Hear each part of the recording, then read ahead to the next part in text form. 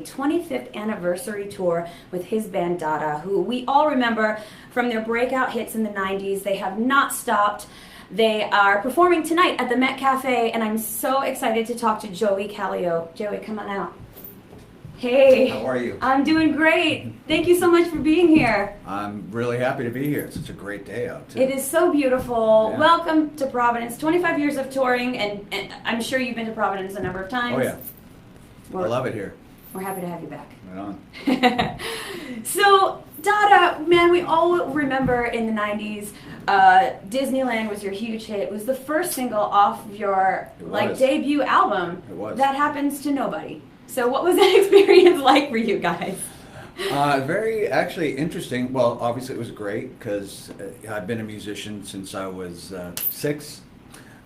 So the dream was to kind of, get signed and do the whole rigmarole, make records and go out and tour and stuff like that. The funny thing was actually with that, we finally get a band together, get signed, turn the record in. We're really excited. It's got the song Disneyland on it. We've already done a little bit of touring, and kids kept coming up to me going, "What's that song, that Disneyland song?" It's like, that is a reactive song. That should be the single. Turn the record in. Head of the record company hates it. Hates that song, doesn't like the record, wants us to do the whole record over again. I made that exact sound. Right. It's like, okay. And long story short, we'd spend a ton of money. We had Ken Scott, famous producer. I mean, it was a fun recording. I mean, I quit my job. I was working at Geffen Records, which was pretty fun in the mailroom. Yeah. That was a great day job. Got to quit that with my head held high and a contract. That's always the goal. And made the record, was just super psyched to move into the world of professional, touring stuff. And that happened. Spent all the money. He says no. He says, "I'm going to give you $5,000 more," which we'd already spent over, six figures at that point. It's back in the day when you spent that kind of money. Yeah. And he said, "Just go in there with some farm animals and your friends and re-record the whole thing live. That's all I want to hear." It's like, what? This guy's insane. So we just took his money and just went, okay. Went to some friends of ours who had a recording studio. And we kind of had an idea, like, the mix could use some help.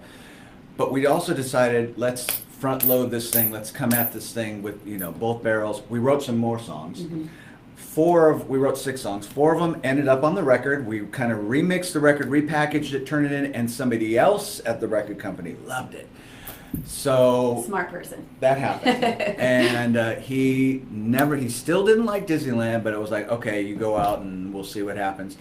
It wasn't till I think we were in some club. We were just either just wrapping up or just about to go out with Sting. We did Sting's World Tour, which that was awesome.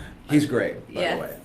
And the Miles Copeland, the president of the record company, finally said to me, I guess that song's okay. So that happened. Crazy. It's such a crazy story. Well, that kind of is a testament to staying true to who you guys are as a band. And that was always the thing. It's like, even in the 90s, you guys had this breakout hit, but it was still like, these guys are doing something different than the grunge thing that was happening. And here you are 25 years later. How have you been able to maintain your artistic integrity and not sort of fall prey to these like musical trends that have happened, I mean, it's great that that's how you perceive it. I love that. Basically, when you're a lifer like me, you're not really thinking about integrity and stuff like that. That's just kind of built in. It's baked into the cake, as they say. And you're doing what you know is right. We were doing what we felt was important for us. I mean, I've been in bands. Musicians are very they're nervous. They need to be in a band. And so what they have a tendency, it's like when a band breaks up, just get in another band. And what you do is like, do we all like the same music? Who's got one person's got a cool car and you've got a cool girlfriend. We're a band. But someone has to have cool hair. Something. You're the cool hair. Thank you. Yeah. And it just seems to kind of ping pong back and forth. Me and Mike Gurley, who we started this band, we were in a band, it broke up, and we decided, let's just kind of hit the brakes. And the thing we notice is the one thing that's lacking is the music, the songs. And all these bands were getting signed, and we were, I was kind of, like I said, I'd been at Geffen Records. I was really kind of getting the behind the scenes, behind the curtain kind of like, and it's scary. But I really realized we don't need one song written in a year. We need, 100 songs written in half a year. So we decided not to start a band, and all we did was write. We just wrote. We lived like 3 blocks away from each other. That kind of helped. Yeah. A year later, a buddy of ours who was on tour, he was in this band Mary's Danish, and he said, "Let me hear some of your songs." He goes, "What are you guys doing? You're opening for us on Friday night." So we're like, "We don't have a band. It's just us two." He's like, "I don't care. Just show up." We show up. We play the gig. Play 6 songs. As a duo? As a duo. Nice. We got a standing ovation. And believe me, it was in a really nice place. It was like, 900-seater place in Southern California. I was not expecting that. We were blown away, and I realized right then and there, I think we have something here. And so it just kind of started from there. He said, "Look, just jump on the tour. You guys are sticking with us." We went up the coast, and that was like I was bit. It was by the bug. It's like, yes. I cannot not do this. And so, we started doing demos, and we got signed. That's awesome. And it's sort of like you said, it sounds like it wasn't a calculated thing to have a sound. It's just, it was a very organic, genuine thing. And what I think is cool is you and Mike are both lead singers. Right. And so that really adds to your particular sound. You guys do a lot of vocal harmonies together, and it's something that is kind of different, and right. And it was organic for what you guys were. So Hugh just took all the words I was just about to say out of my and mouth. the interview is over. That is the sound, because you were talking about the sound. It's like the only sound we really decided on was you can lead sing, I can lead sing. We love harmonies with the Beatles, Simon and Garfunkel, yes. but he is just like this monster guitar player. So we decided to kind of mix it with like a Hendrixian kind of, somewhere in the middle there, but not think about it. Let's write songs that have, that are catchy, and, and because you gotta, if you want to get on the radio. And it just kind of went from there, and the sound just happened, and we were lucky. The funny thing was we were on all the alternative rock stations. We were definitely not. We didn't sound like Pearl Jam or any of those bands, but I think that helped us because we stuck out a little bit. Right. Right. So. You were your own thing, right. in a kind of pool of things that sort of sounded similar. How do you stand out? And right. that was it. It was all. I mean, we look. There's a lot of luck involved in this. Yeah. But it is a lot of stick-to-itiveness too. You For just sure. can't quit. You have. I clipped out a thing when I was 13, 14, out of a rock and roll magazine. It was just like a highlighted clip. There are no losers in the music business, just winners and quitters. That is, to me, that's the motto. I don't know if it's totally true, but I'm taking it to my grave. That's it, man. I love that, and I definitely think that's true, especially for you guys. Here it is, 25 years. I imagine there's a lot of ups and downs. That is one thing I do know about this industry. One day you're on top of the world. Right. Next year you're scrambling again right. to be relevant. Right. And so how did you guys, just on a personal level, how did you guys not break up the band and just sort of, I can imagine on a personal level, some of those ups and downs, they seem to get to people, but you guys sort of lasted. Well, you can't be a musician or a band in a vacuum. It's real life, right? Weird things happen. We were signed for 3 records on I.R.S. Records. We were out on tour. It was my favorite record. The 3rd record is an album called El Sublimino. We're on tour. We're killing it. Everything's going great. We get a phone call. Record company's out of business. Turn the bus around. What? Oh no! So that happened. We got signed to MCA. That seemed really great, but somehow we spent the most money, sold the least amount of records. It just, things like that happen.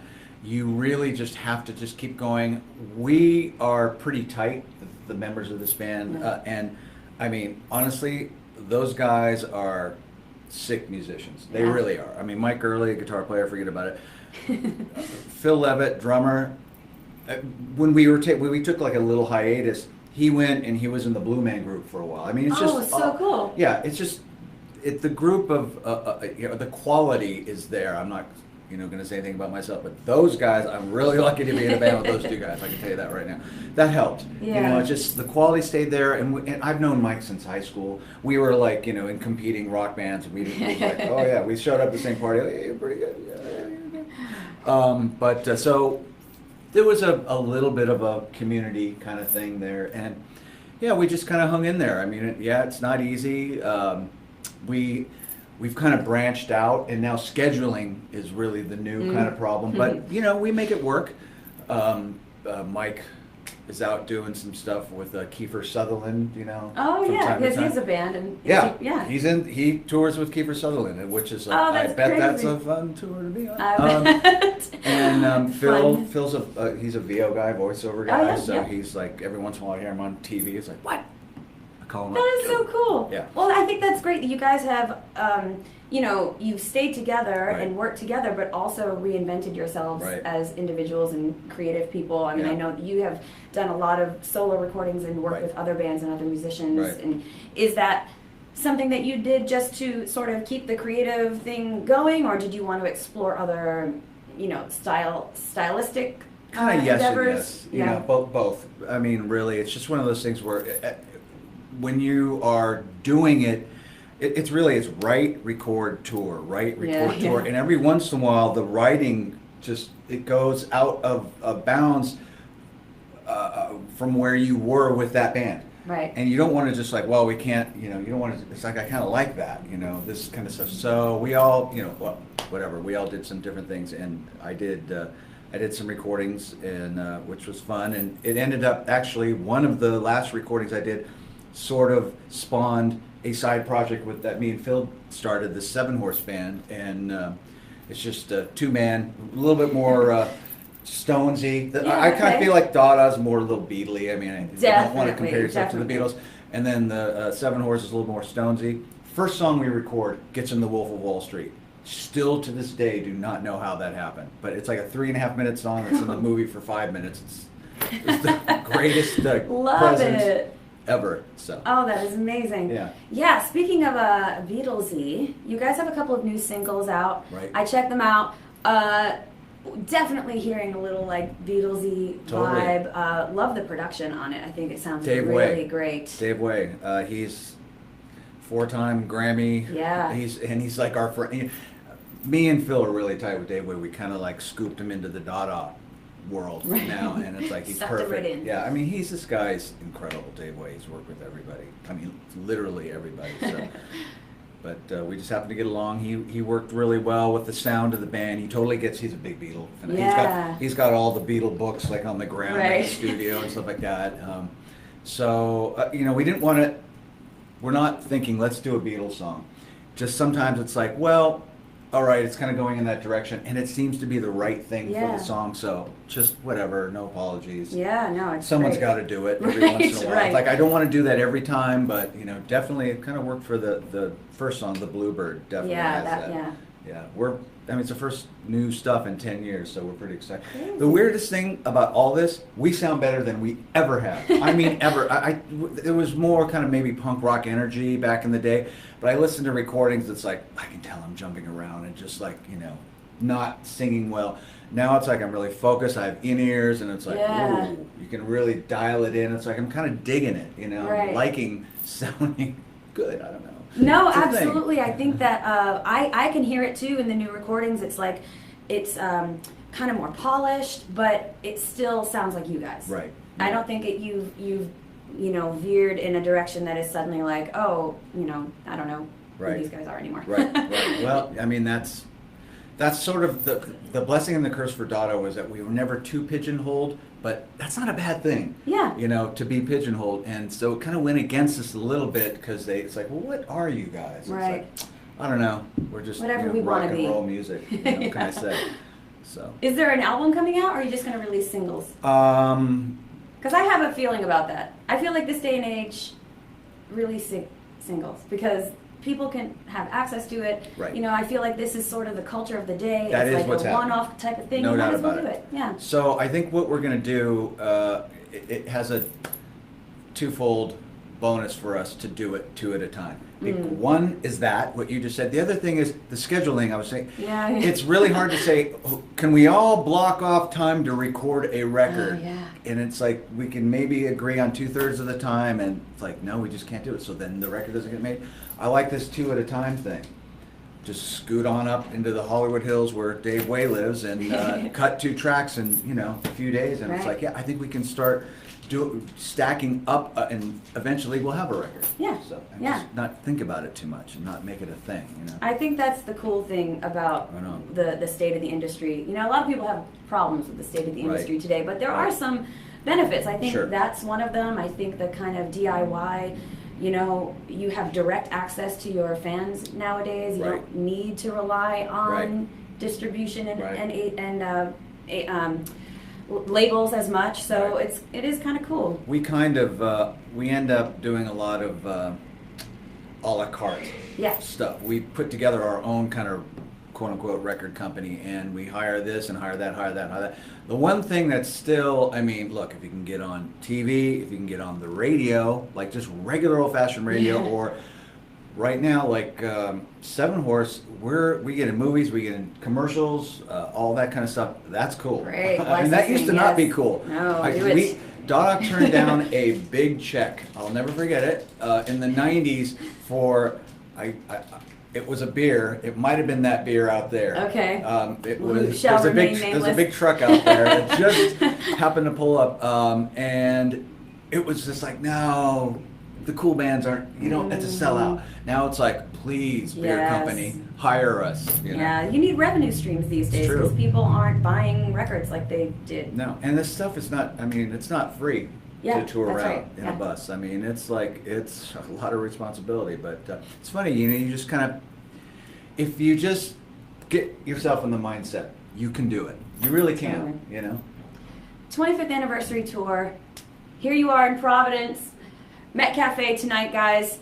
I'm not even sure if tickets are still available, but you can go to the metri.com, check it out. Even if they're not, just go down there. Just go.